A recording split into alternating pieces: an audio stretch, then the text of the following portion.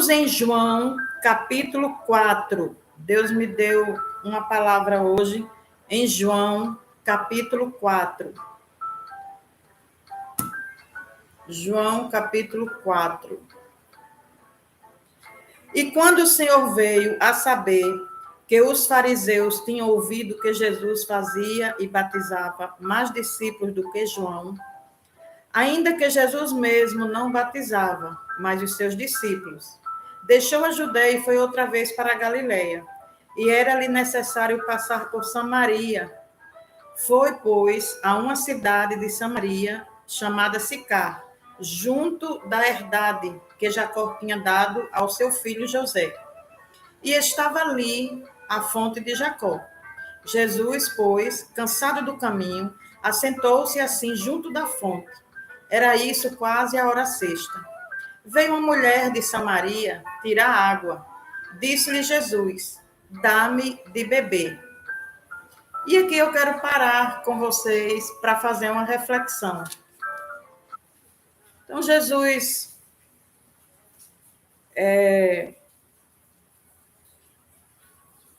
estava a caminho de Samaria e cansou e resolveu parar no poço de Jacó. Ali veio uma mulher de Samaria tirar água. E Jesus disse-lhe: dá-me de beber. Essa forma com que Jesus se aproximou dessa mulher, hoje, me chamou muito a atenção. Me chamou a atenção como nunca chamou antes. Porque Jesus poderia ter perguntado qualquer coisa.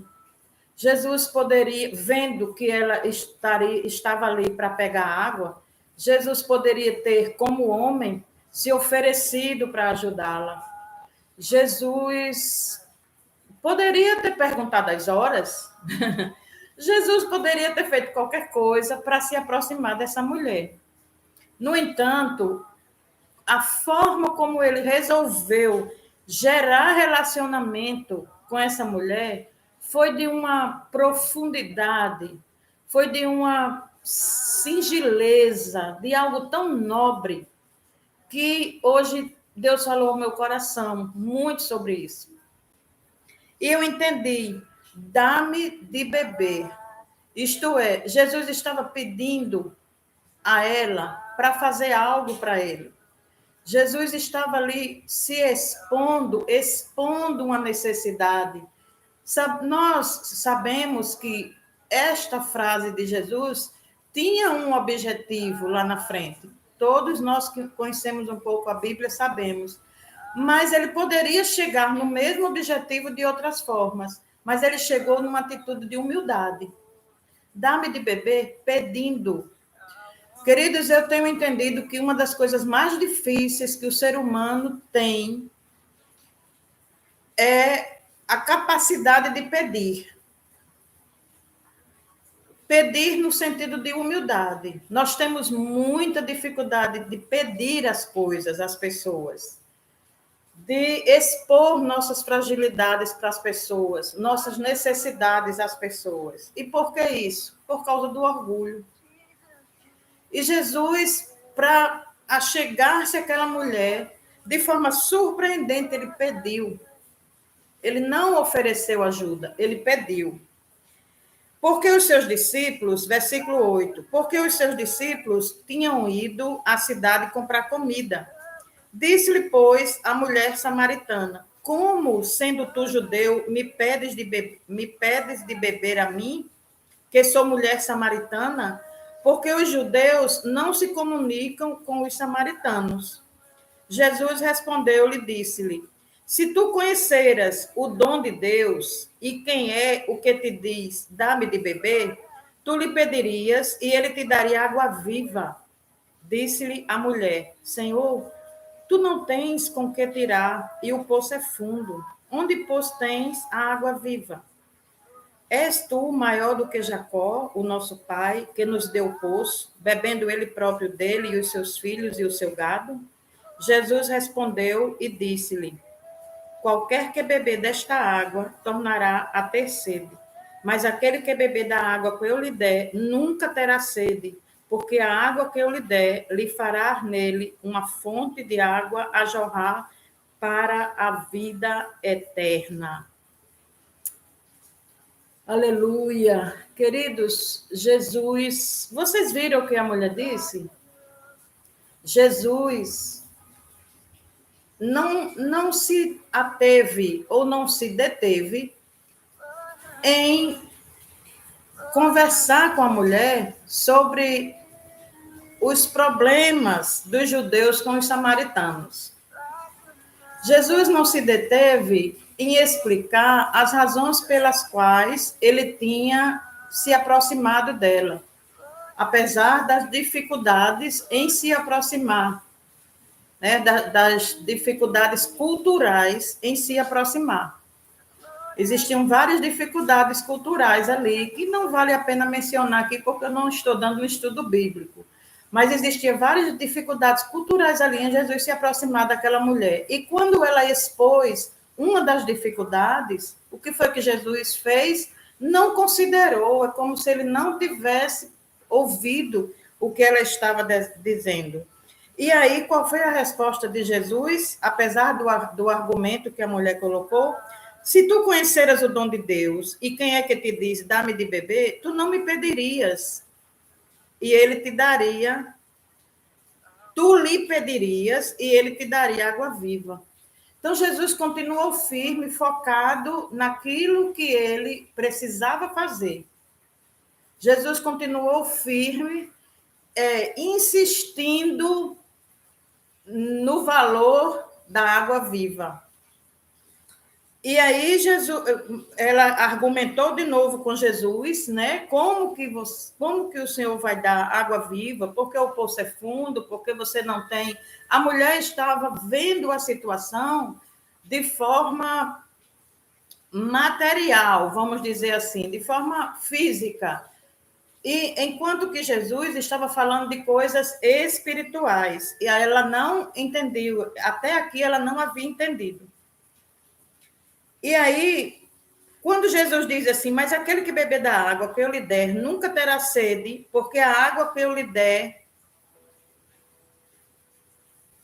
lhe fará nele uma fonte de água a jorrar para a vida eterna, Jesus despertou curiosidade e interesse espiritual na mulher.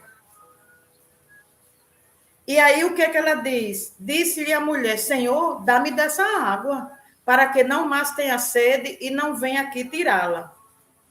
Embora ela ainda não tivesse entendendo, né, quem era Jesus e do que ele estava falando, ela sentiu curiosidade em beber dessa água. Ela sentiu desejo de beber dessa água.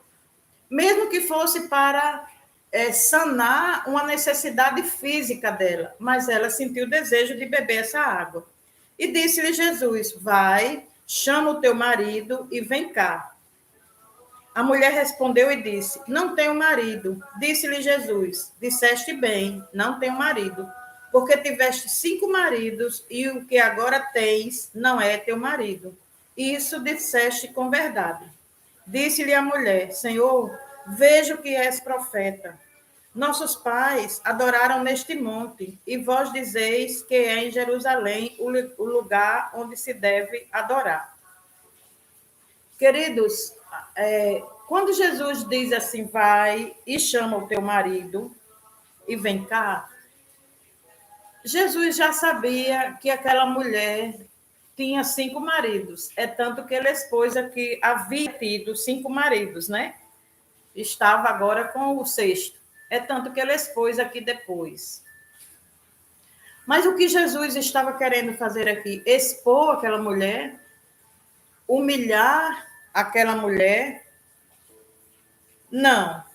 Jesus, de forma generosa, Jesus de forma misericordiosa, Jesus com muito amor, com muito zelo, ele queria despertar naquela mulher a sua principal fragilidade, para que ela pudesse consertar-se.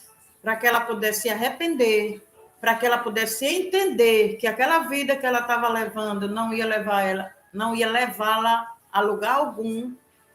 E com muita generosidade, com muita simplicidade, com muita misericórdia, ele a confronta desse pecado.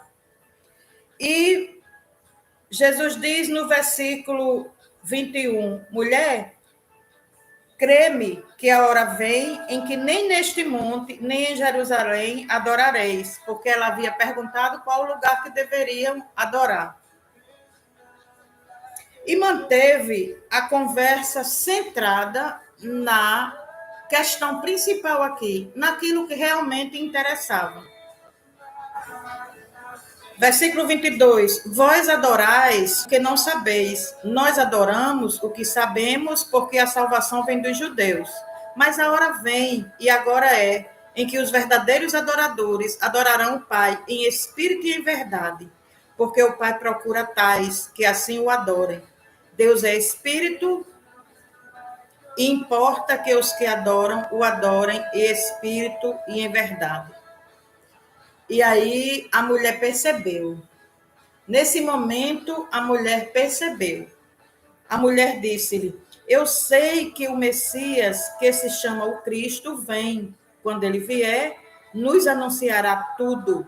E Jesus disse-lhe, eu o sou, eu que falo contigo.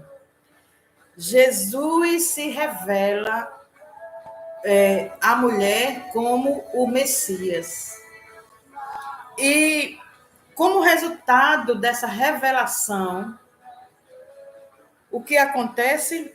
A mulher não só é constrangida no espírito e recebe a alegria no espírito, a alegria do Senhor, como sai correndo para os samaritanos contar o que havia acontecido. E aí, aqui no versículo 39, diz que muitos samaritanos daquela cidade creram nele, pela palavra da mulher que testificou. Disse-me tudo o que tenho feito. Indo pôs ter ele, os samaritanos rogaram-lhe que ficasse com eles e ficou ali 2 dias. Então, queridos, nós vemos aqui um momento lindo em que Jesus se aproxima de alguém que a sociedade, que culturalmente era indigna de estar ali com Jesus, mas que Jesus se aproxima com muito amor, que Jesus se aproxima com muito zelo, que Jesus, ao invés de oferecer algo, pede a ela algo. Eu entendo assim que Jesus quis dar valor a ela, isso é coisa, não está aqui na Bíblia, foi como eu entendi hoje, no Espírito, essa palavra. Quando Jesus chega para aquela mulher que era desprezada pela sociedade, que não era respeitada pela sociedade, que culturalmente estava fora da sociedade, que não podia participar da sociedade, só o fato dela ter ido na hora sexta, que na Bíblia a hora sexta é em torno de meio-dia, já dizia tudo. Ela estava ali naquele horário porque não podia se relacionar com as outras pessoas. Mas Jesus chegou àquela mulher pedindo. Ora, quem de nós não se sente valorizado quando nós somos chamados a oferecer algo a alguém? Quem de nós não se sente privilegiado quando nós somos chamados a oferecer, a dar algo a alguém, a ajudar alguém, a servir alguém? E Jesus, com essa atitude de pedir a água àquela mulher, ele estava dizendo, você tem valor. Você tem valor. Eu preciso de você. Né? De certa forma, ele estava dizendo, em outras palavras, eu preciso de você, eu estou com sede e preciso de você. Obviamente que ali era apenas o início de uma conversa onde ele queria chegar onde chegou. Verdadeiramente, no confronto, né? Em confrontar o pecado dela de forma muito sábia, amorosa, generosa, caridosa, e em trazer a mensagem, em se revelar a ela para que ela pudesse estar anunciando para os samaritanos o Messias. Agora eu quero falar com vocês algo, né, importante que Deus colocou no meu coração, que com esse texto, hoje Deus falou no meu coração da importância de nós estarmos nos envolvendo na vida das pessoas. Não nos envolvendo para querer saber da vida delas, para querer fofocar da vida delas, né? Para querer estar querendo saber o que ela faz, com quem ela anda. Não. A importância de nos envolvermos com as outras pessoas para que possamos estar falando de Jesus. Ao invés de falarmos, queridos, quando nós encontrarmos alguém no ônibus, na fila do banco, na parada do ônibus, no Uber, quando nós estivermos em um Uber, em algum lugar, alguém que nós não conheçamos, que nós... essa passagem bíblica me exortou a que sempre que eu me aproximar de alguém, eu me aproxime para falar de Jesus.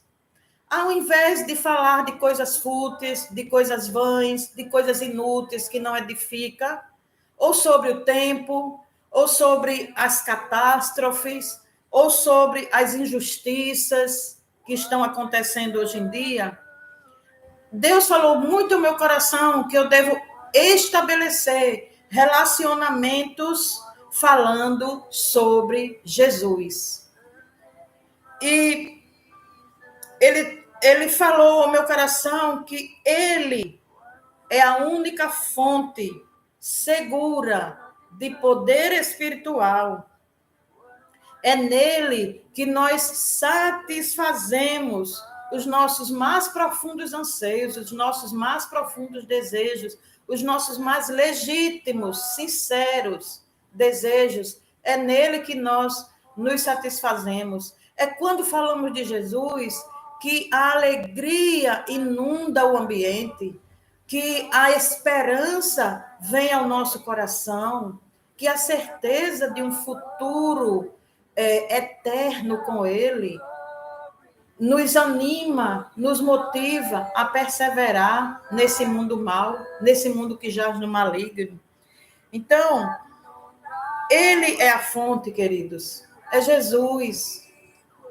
Algumas pessoas têm perguntado, pastora, por que a senhora não fala mais sobre política? Eu falo sobre política todos os dias. Por que a senhora não fala mais sobre autoconhecimento, que é com o que eu trabalho, desenvolvimento comportamental? Eu falo sobre isso todos os dias. Quando eu estou falando aqui a palavra de Deus, quando eu estou aqui falando sobre Jesus, quando eu estou falando aqui sobre renovação da mente, indiretamente, e eu diria até que diretamente, para aqueles que têm um bom entendimento, eu estou falando sobre política, eu estou falando sobre desenvolvimento comportamental, sobre inteligência espiritual, sobre inteligência relacional, sobre inteligência emocional, algo que tem impactado muito a minha vida, porque foi a partir da palavra que eu discerni o verdadeiro significado de esquerda e direita. É pela palavra que nós discernimos quem é que está do lado de Deus e quem é que está do lado do anticristo ou do lado do diabo. É pela palavra que nós discernimos as nossas neuras, as nossas neuroses emocionais. É pela palavra que nós discernimos o nosso orgulho, a nossa soberba, aquilo que nós precisamos entregar a Cristo, na cruz de Cristo, e pedir a Deus transformação. É pela palavra que nós discernimos quem somos, a nossa verdadeira identidade. É pela palavra que nós discernimos a nossa missão. Então, não existe autoconhecimento por autoconhecimento. O autoconhecimento ele precisa ter como fundamento a palavra de Deus.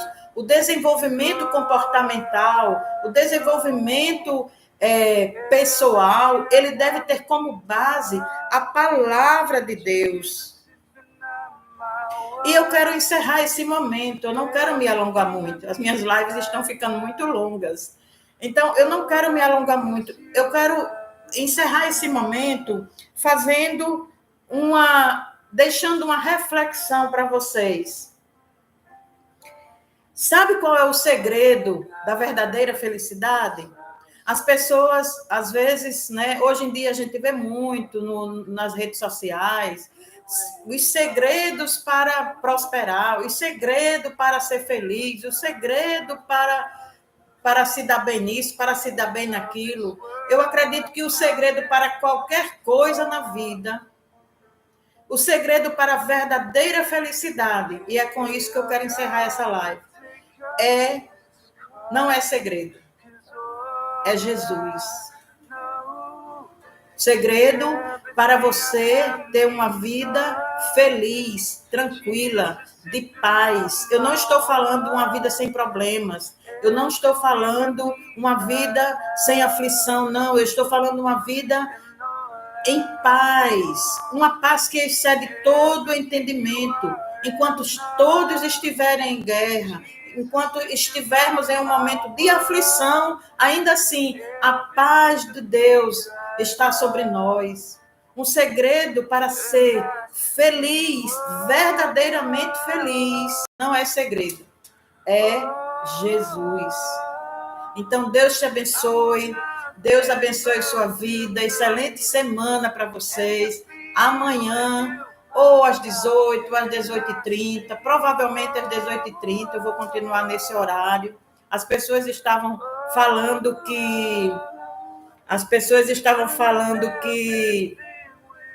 18 horas estava ruim de ver a live, porque por causa de estar saindo do trabalho. Então, às 18h30, todos os dias, nós estaremos aqui simultaneamente no YouTube e aqui no Instagram.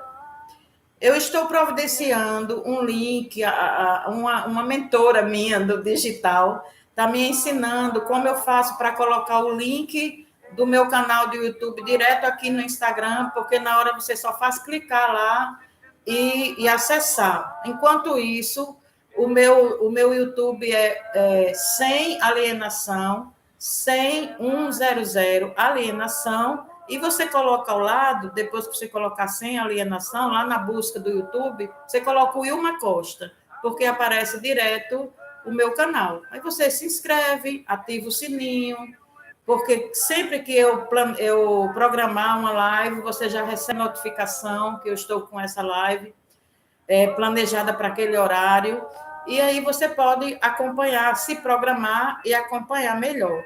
Amém? Então, até amanhã, se Deus quiser. Tenha um restante de noite, na bênção do Senhor, um sono reparador, e que permaneçam na presença de Deus, ouvindo a sua voz, discernindo a sua vontade, em o nome de Jesus.